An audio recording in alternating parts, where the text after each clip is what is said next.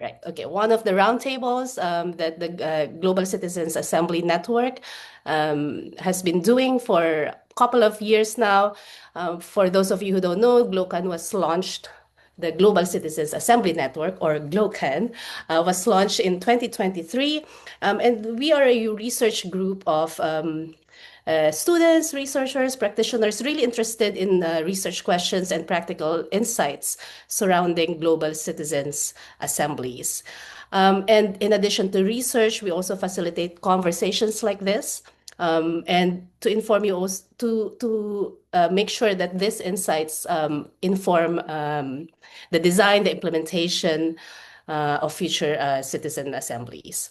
So if you're not yet following GLOCAN on Twitter, we have on Twitter or LinkedIn, please do so, and you can visit the website glocan.org for more information. Also, you can read the publications and also get updated with the event announcements. All right, so today's topic again is global citizen deliberation for and with stateless people. And for about 10 minutes or so, we'll have Hong Do, who wrote this brilliant essay, really thought-provoking essay.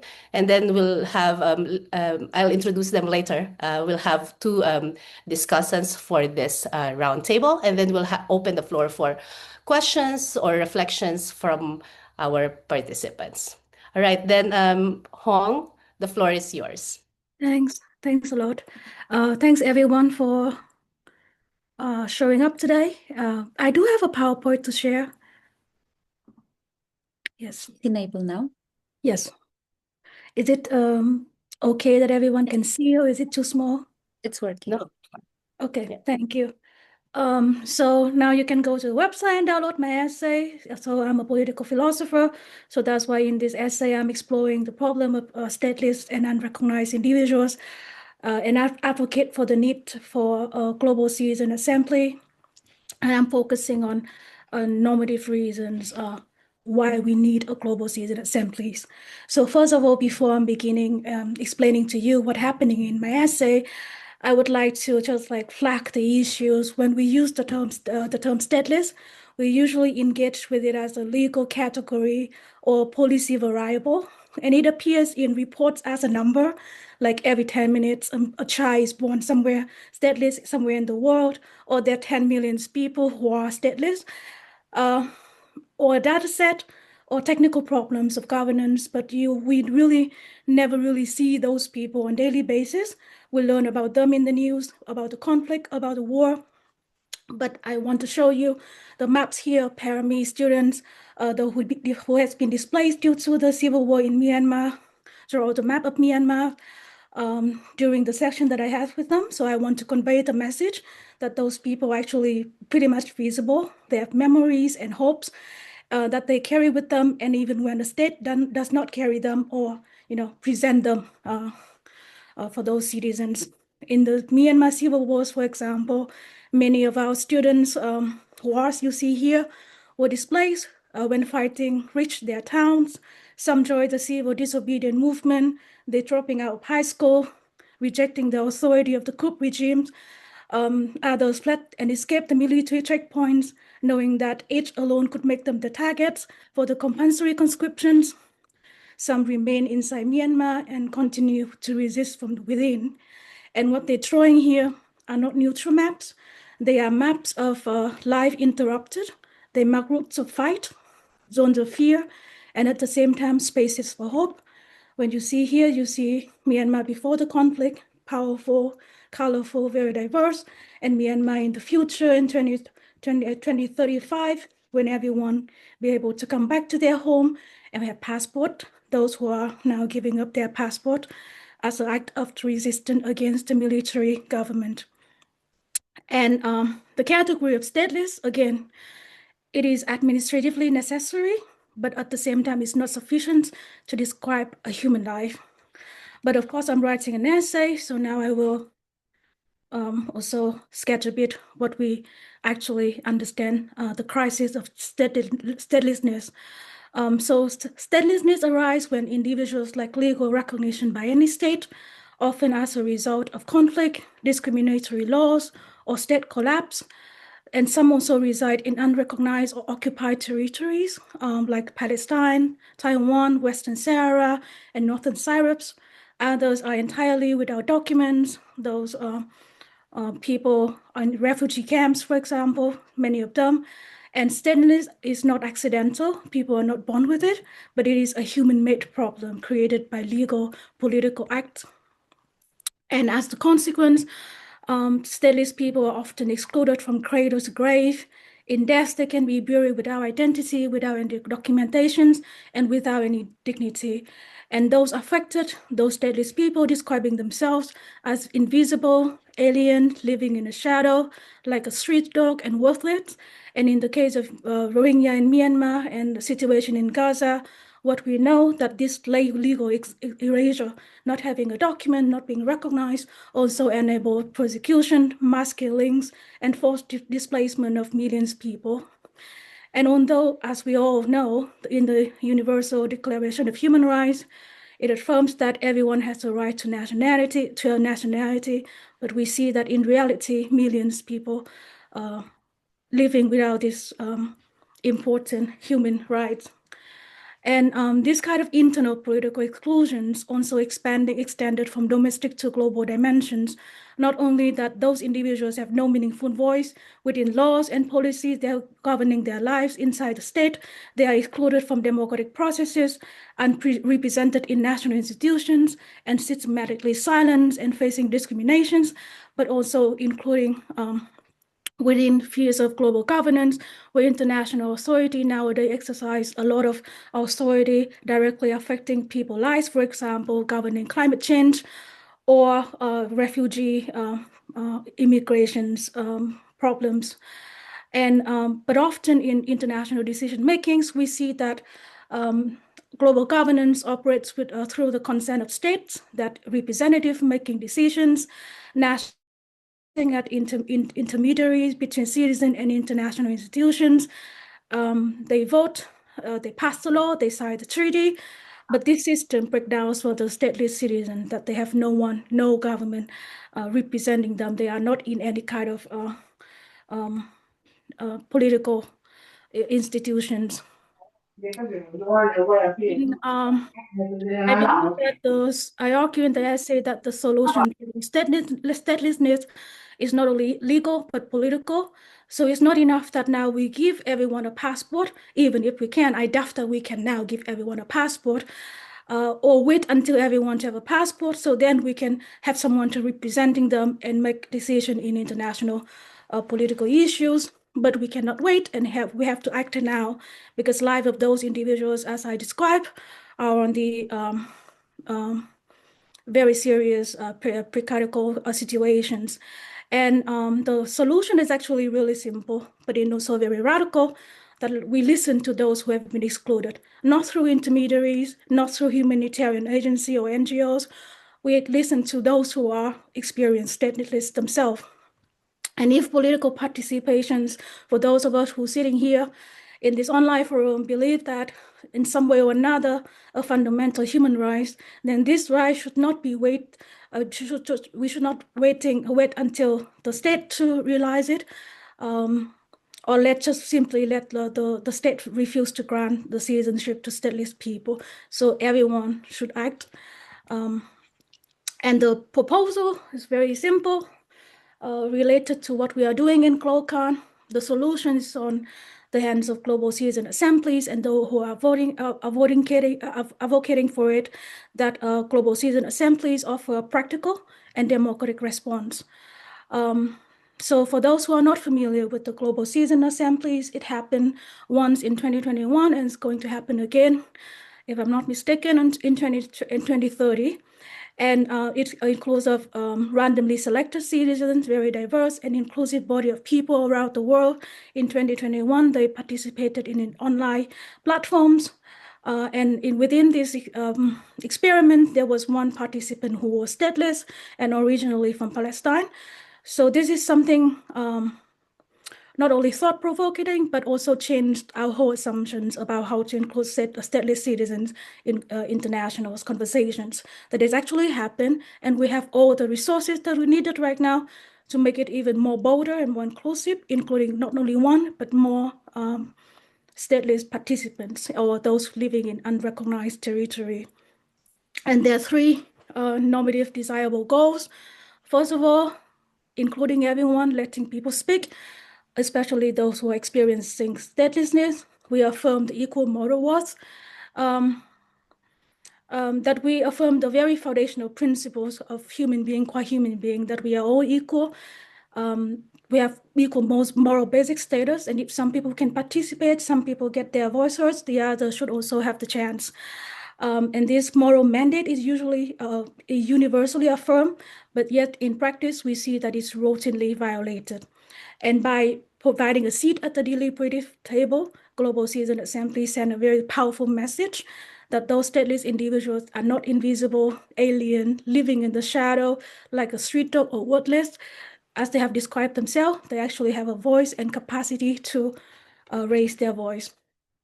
And second reason that Global Citizen Assembly create the path for direct self-representation. So again, not letting anyone else to speak for them, but them speak for themselves in their own community, as they have been systematically denied the means to represent themselves. And Global Citizen Assembly now break this paradigm by providing direct political agency to those individuals. And they're also addressing a very critical epistemic deficit that those who have knowledge often be misrepresented or ignored, such as in the conversation, including migration governance, refugee protection, or climate-induced displacement.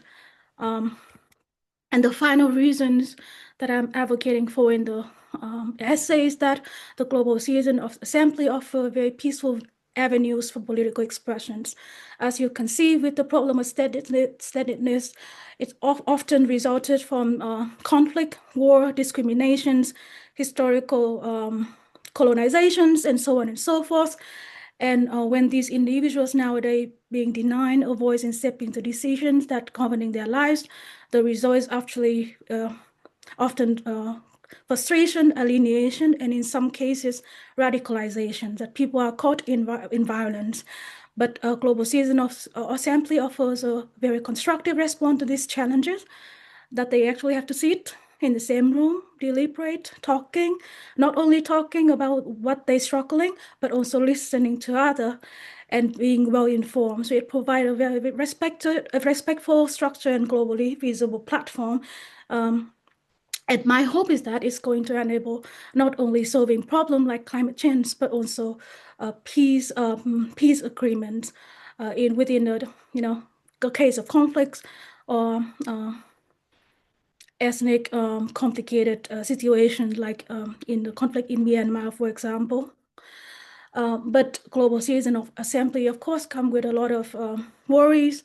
It's not one solution that we can solve the world and make everybody happy. So still there's some worry coming within that because of randomly selected citizens, we only have a small number of people can participate, not like 10 million stateless people can participate at the same time, but maybe a very small fraction of them. And if this is the case, then how can such mechanisms can benefit the broader populations, adhering to the three normative commitments that I have been advocating so far? And another part of this worry is that there's not only one population of stateless people, right? Like in the Rohingya population, for example, there's a lot of fractions that people agree and disagree with one another. So even if someone claiming that they are part of the community, they want to present the broader stateless population interest, those are within the community probably said that, no, this person doesn't represent me because I disagree with what they actually believe. But at the same time, I think Global Citizen Assembly have some internal resources that can help to mitigate such kind of worries. For example, when we deliberate, it's not only just one global fora, but Global Assembly also focusing on expanding the network with including numerous localized assemblies that people can sit in their own community and also can participate meaningful over time. So it's not only one person in the centralized public, but also a broader network try to include as many people as possible. And also with sortition, making sure that the population will be selected stratifically, and also rotating between participants would further reinforce the idea that anyone can be called upon to contribute, that it can be your chance next time. And for those who are not directly participating, the very existence of such forums can generate a powerful sense of political recognition and possibility that if someone like my neighbor can participate, maybe I can also join in the next term. And to conclude, as I have been explaining, a global citizen assembly, it is a tool of hope, but at the same time, it's not a silver bullet. It is a first step toward inclusions. It's not a full step. We still have a lot to work on, but this is where we should start, basically.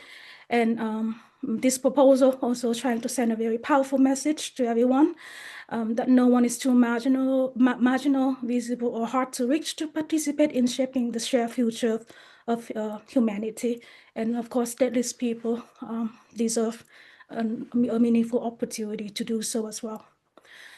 Thank you. Thank you very much, Hong, for that presentation. And yeah, it's for me, what's really striking is the centrality of the state in the problems and also in the solutions. As you've mentioned that state, even the name stateless, right? It's really from the state. So, and they became stateless because of, interstate affairs or interstate affairs. And even if we think of solutions, to do recognize them, there's still the role of the state with regard to its relationship with, intermediaries that you've mentioned earlier. But I also like how you've presented that this problem can be solved. And it's not only, morally desirable, but also politically plausible through the steps that you've mentioned, especially at the last part of your presentation. Thank you very much, Hong, for this very thought-provoking essay. And for those who haven't read the essay yet, you can access it through our GLOCAN website that Mel shared through the chat. All right, we'll have discussions now. First, we'll have Franzi Maier, and Franzi has done research on the participation of non-citizens. So Franzi, based on your research, what is the view of citizens on the political participation of non-citizens? So that kind of relationship. And secondly, is what can we expect or imagine to happen when stateless and unrecognized individuals join as equals to citizens in this deliberative forum, especially global deliberative forums? Yeah, great. Thank you so much. I also want to thank Hong again for writing this essay and spotlighting this very important topic and delivering, I think, as you've said already, Dahlia, some very practical solutions, but also spotlighting some inspiring stories, right, and experiences of stateless people. Yeah, I think why I think this essay is so timely and important to talk about is because we are living in an era where also migration, right, is a reality. It's not realistic to expect that it will no longer be a reality. Probably the opposite is true, and we will experience more interconnected worlds and more people on the move, which puts them in exactly this situation of disenfranchisement. And in political theory, we've talked about this challenge for a long time as a circularity problem, for instance, that we say at the moment we give people political rights via citizenship. And if we believe that is illegitimate for many of the reasons that Hong has mentioned in her essay, and we want to have a different solution, or we want to enfranchise people, then at the end of the day, we will make that decision, or that decision will be made by people who already have citizenship. So again, the decision will be made on that ground, which we perhaps think is not the most legitimate it could be. And here, I think deliberation is a really useful solution because it does not have this practice actually usually of inviting people via citizenship, but more often via residence, so that people are enfranchised in a more inclusive manner. And because historically, less so than voting, it has a more inclusive normative account as well that really empowers people to speak on an eye level and to have all stories heard on an equal account. And what I wanted to share a little bit is or a little glimpse maybe of the research that I've done on transferring citizenship or transferring voting rights based on residence. So we basically wanted to find out, how do people think about the idea that we don't vote based on citizenship anymore, but we just say everyone who lives here and is affected by the decision can vote. And we've done this experience now, which included a small deliberative treatment. This was only online, so people saw a few arguments online in favor of against the proposal. Some of these were also told by the perspective of someone who is now disenfranchised, but actually has lived in the country for a long time, has a stake in the future of the country. And we ran this in Germany and just now this year in the UK. And it's really interesting how the results are quite different. So in Germany, people at the outset were more skeptical of introducing non-citizen voting rights. The majority were leaning more against. And in the UK, people were tending more in favor of introducing the policy. And by encountering these arguments, people kind of moved more in these directions, respectively.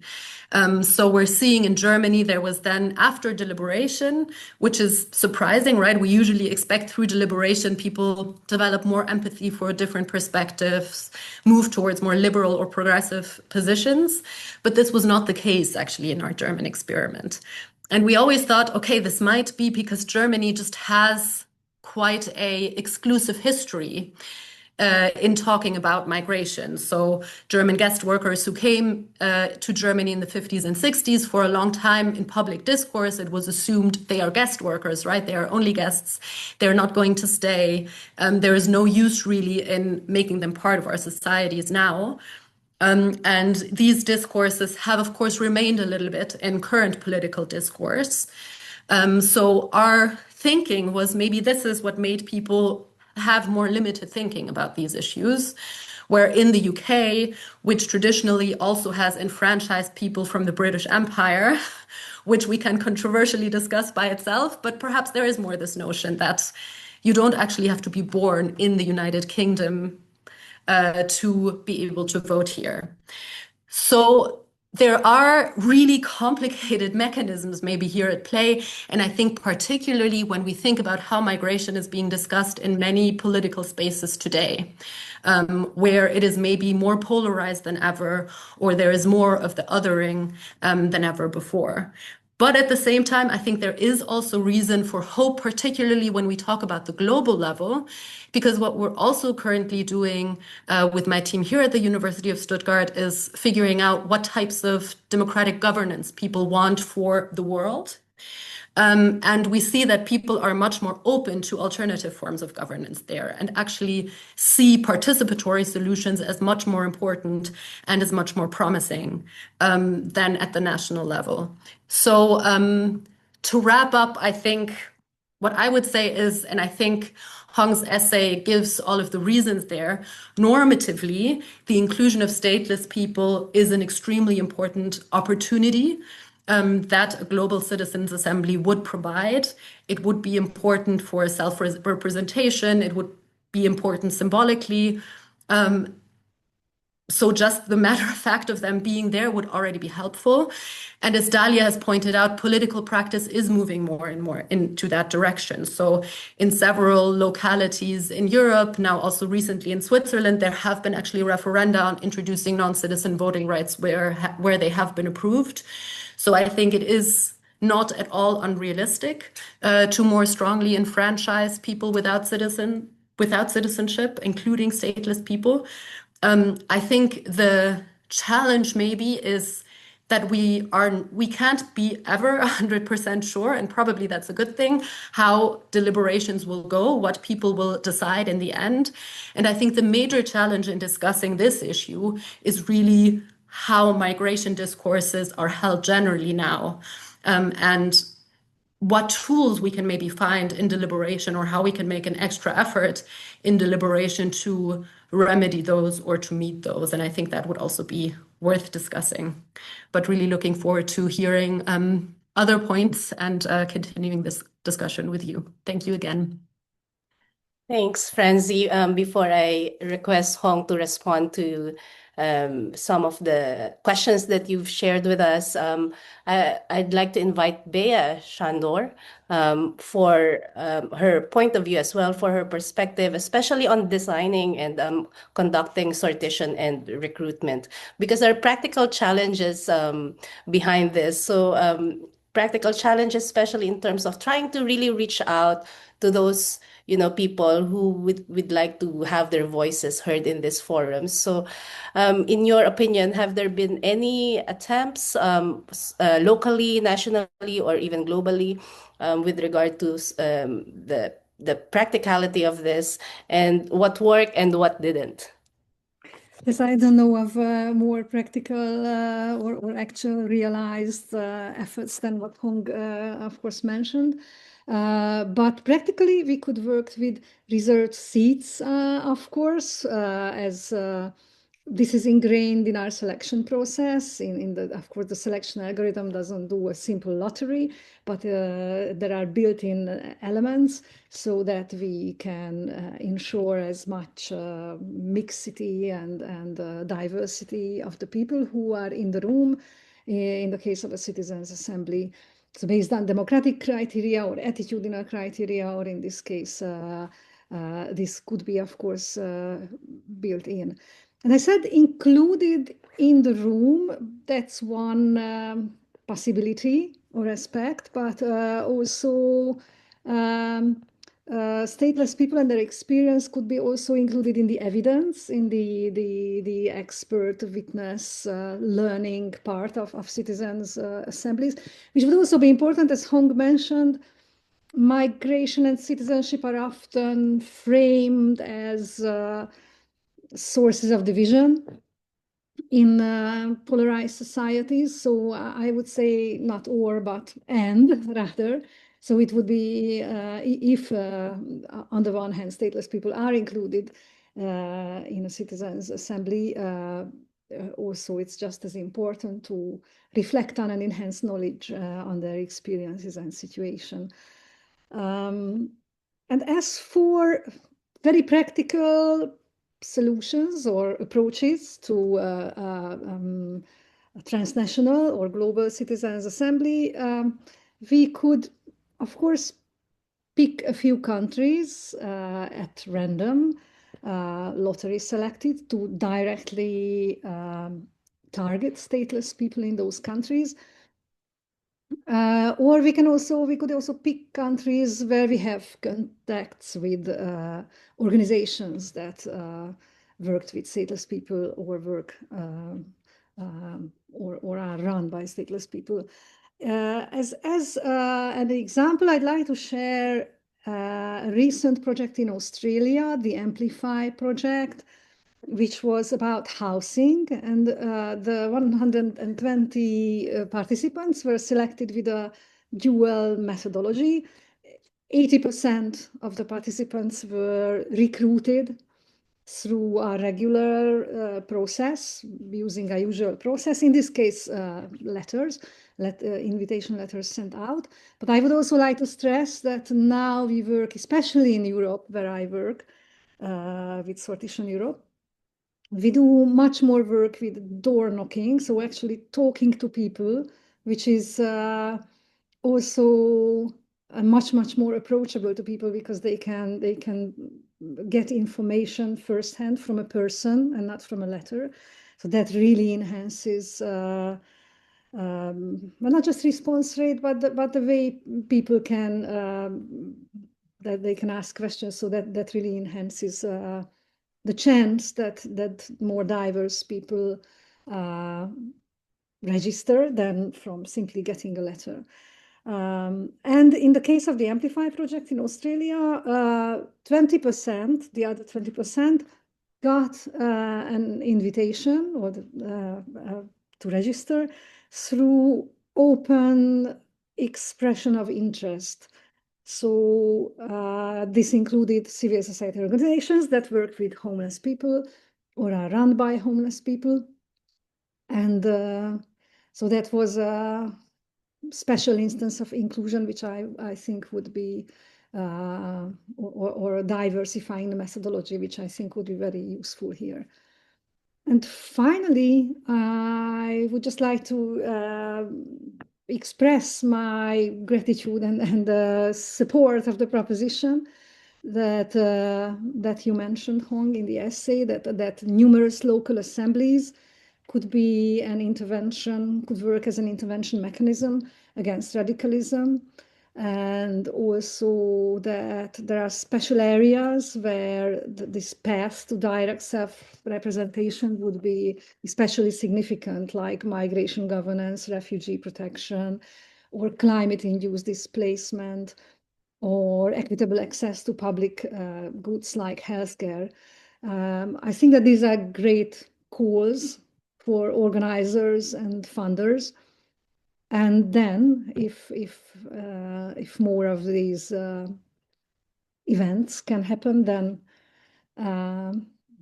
we are there to, with our recruitment and sortition experience, to secure and build up an inclusive method based on equity and clarity and transparency. Thank you. Thank you. Thank you, Bea, for sharing your experience with regard to the practicality of this. And we have a lot of good discussion points here, the political implications of this process, as well as, you know, the practicality. So maybe I'll ask first Hong to, of course, there are a lot of points, but maybe selected points that you'd like to briefly address before I open the floor to other participants. Thanks a lot. Thanks, Francie, and also Bea, for your interventions. And I would like to probably, I mean, I don't have concrete answers to any of the problems, but I think I would probably mentioning, you know, like just gathering on the thoughts together. That's both of you. I think Francie raised a concern about, okay, so we should worry about what are actually happening in the room, right? What kind of deliberation is happening, and what kind of outcome, what kind of decision that people are going to make. And I think that also, I share the similar concern that I think the conversation probably is going to be very difficult because, as I mentioned, there's a lot of people with trauma, with conflicts, with violence. So I think perhaps if we manage to have them in the room, we need to have some kind of informed trauma strategy to be able to enable people to speak, and also be aware that there's a people who are, you know, not again seeing people or talking about the state, but there's a lot of people like the Kurdish populations or the people living in Central Highland in South Asia. So they're living in between borders. And a lot of them, as far as I know, as I'm aware and in conversation with them, they reject the idea of the state altogether.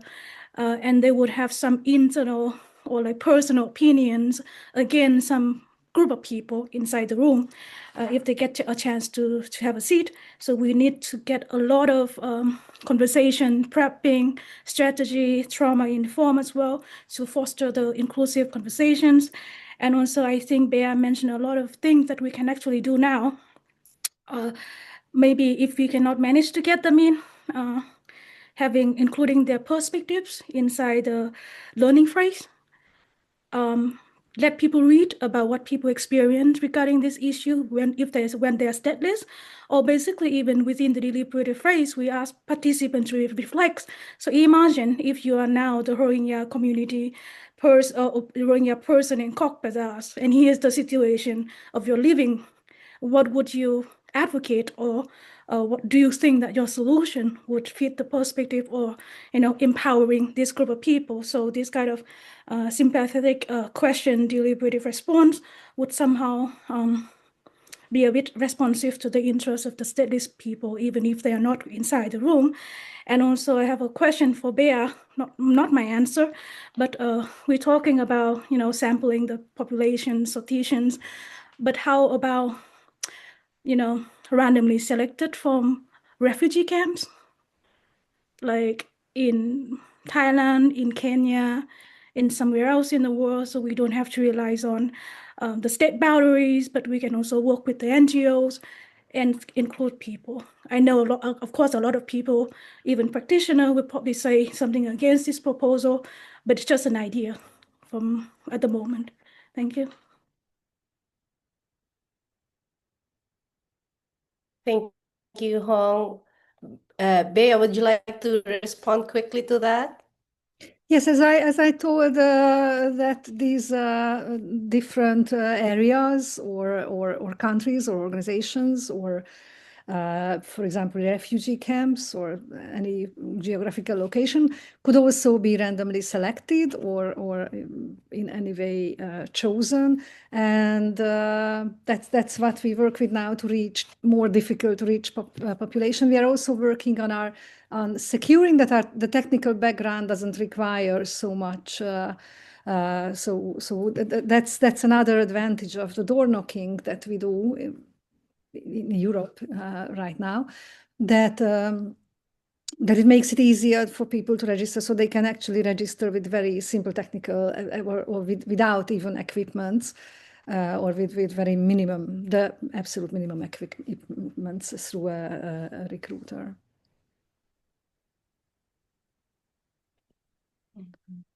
Right, thanks, Bea. If I also may put my 2 cents in, yeah, I think selecting a refugee camp perhaps is practically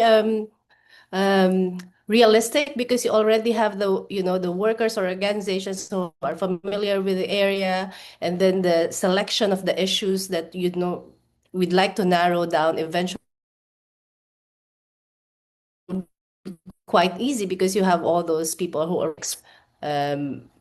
yeah, so in my opinion, maybe that would be helpful in terms of really narrowing down those who can get involved, and also in terms of the issues. All right, now I'll open the floor for questions or even reflections from the participants.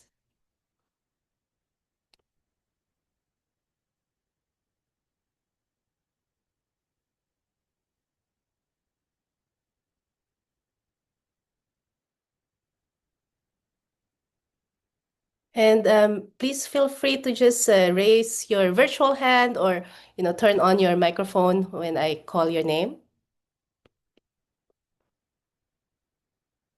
I don't see messages in the chat. All right, okay. Great. Bonjour, bonjour.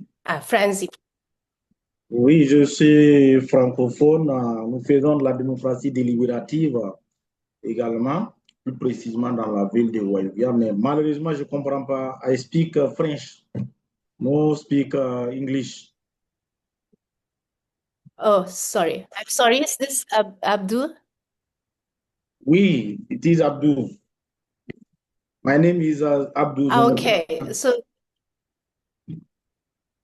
okay, please go ahead. Oui, la démocratie. And then we'll have Franzi. La démocratie participative. Donc, nous faisons des assemblées citoyennes et des délibérations, surtout avec la commune de Waivia commune. Donc, la semaine dernière, nous avons tenu une journée de redevabilité où il y a la population. Abdul, I'm sorry to interrupt you. I'm sorry to interrupt you, but who speaks French? I'm sorry, I don't speak French. I speak French. Would you be able to understand the French? No? Maybe you yes, could put your I comments. apologize. Yes, You in the Put chat. maybe the comment in the chat, And then then we we can translate it. it later. Yes, that would be great. Yeah, Abdul, if you could just put your comments in the chat, then we'll translate it. Thank you, and apologize for that. Okay. Franzi, you were raising your hand, or maybe we'll have. Même témoin.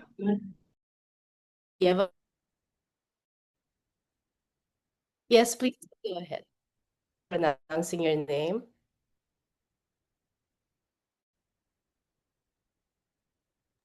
Yeva, do you want to go ahead? Oh, sorry, my Wi-Fi is unstable. Yes.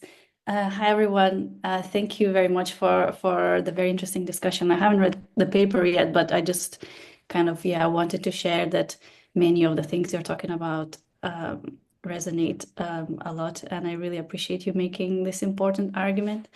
So some of the things that, when you're talking about the trauma-informed approaches of involving stateless people, I think that is indeed super, super important to kind of create an environment where everyone is equally comfortable sharing and nobody is disadvantaged based on where they're coming from. So I think that's also something that as a field we should be working forward. And I'm also kind of excited about doing a similar work in my region, which is Central and Eastern Europe. And I'm also really like you opened my eyes in terms of like how potentially going from involving stateless people in a global citizens assembly, it could be a starting point for various ways of advocacy for their further rights and inclusion and other types of things that can really go from there. So even though it sounds like perhaps it's just like, one person was included, but in fact, actually it's a game changer in the way that we approach things. And so just to say that, thank you very much, and looking forward to reading the full paper.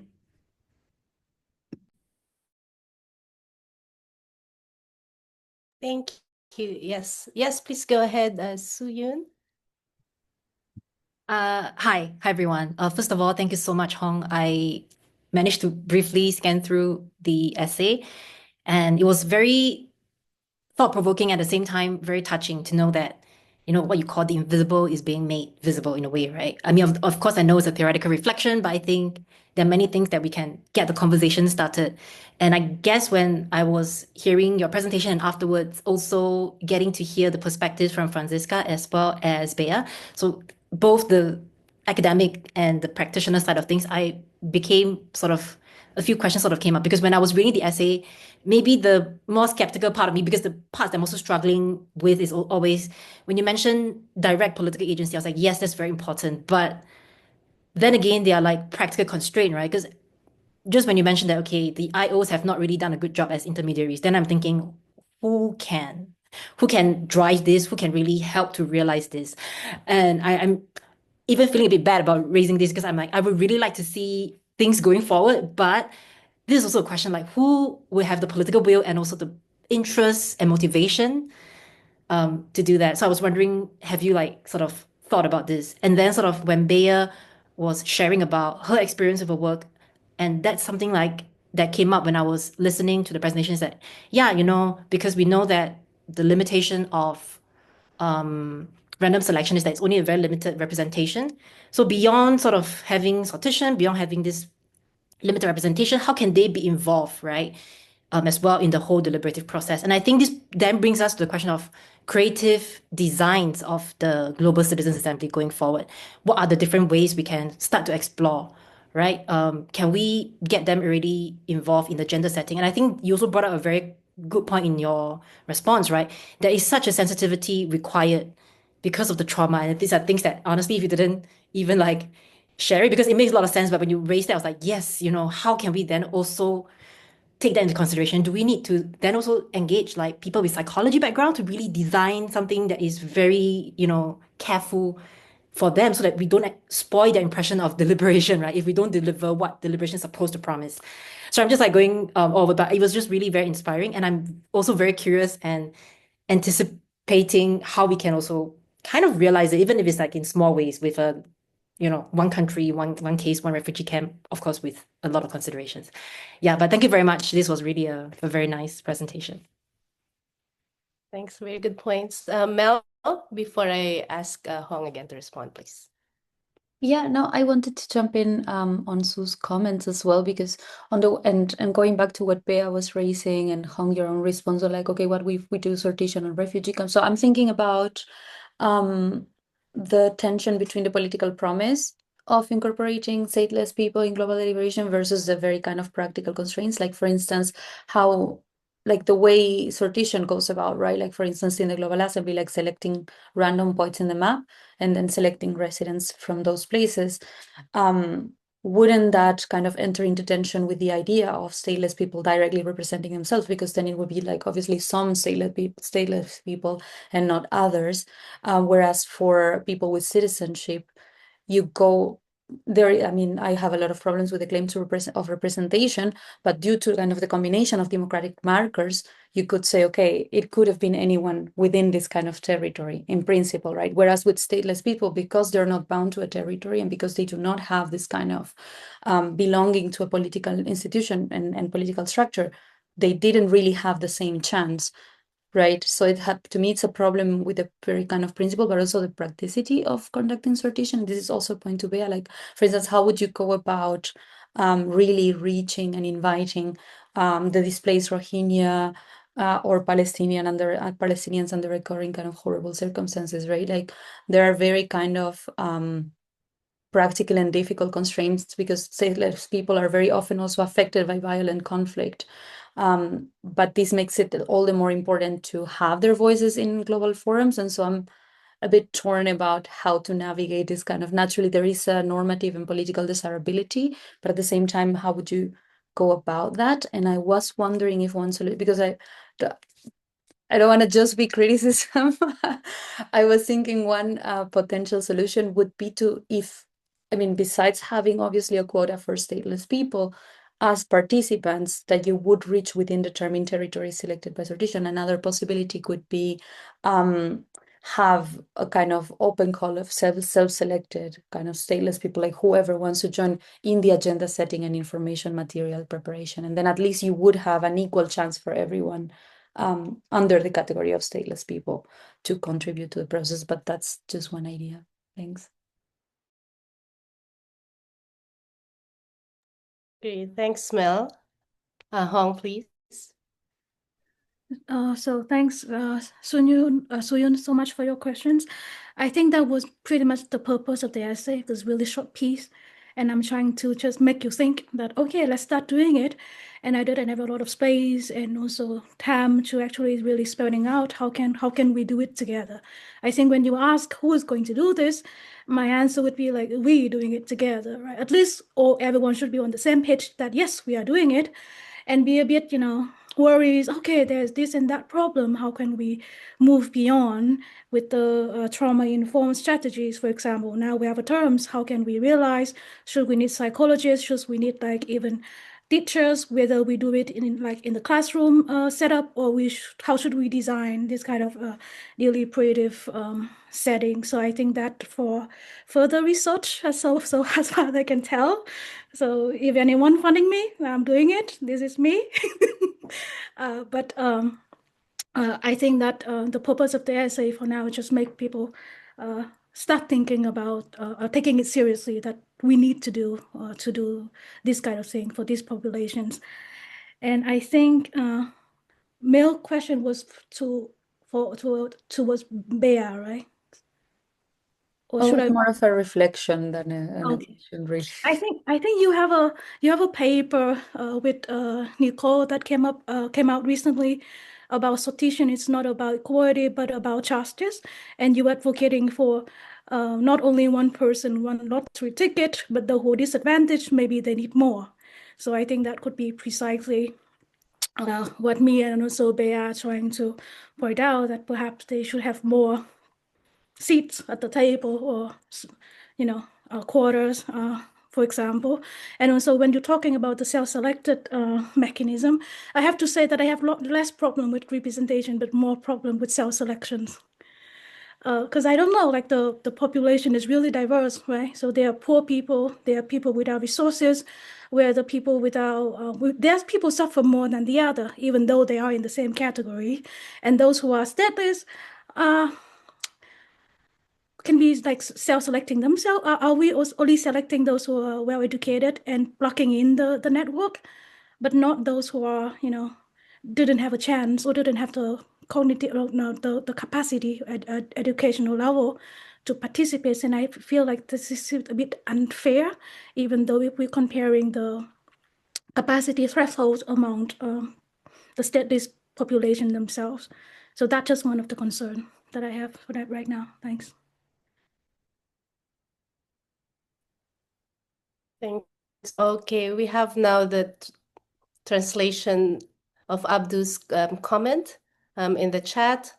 Perhaps I'll just so Hong, you may probably just read that, or do we have two of those messages? Okay, here we go.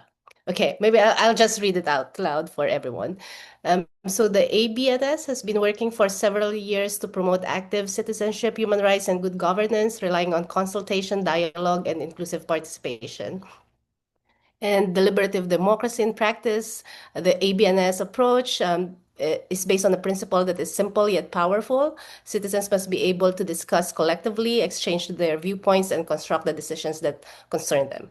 And the ABNS applies this principle through several participatory mechanisms, citizen forums and community dialogues, local deliberation spaces bringing together elected officials, youth, women, traditional and religious leaders to discuss development priorities and social cohesion issues, participatory consultation workshops on municipal planning, allowing citizens to influence local budgets and projects, training in democratic culture and public debate aimed at youth and CSOs to strengthen their capacity to argue, listen, and make proposals.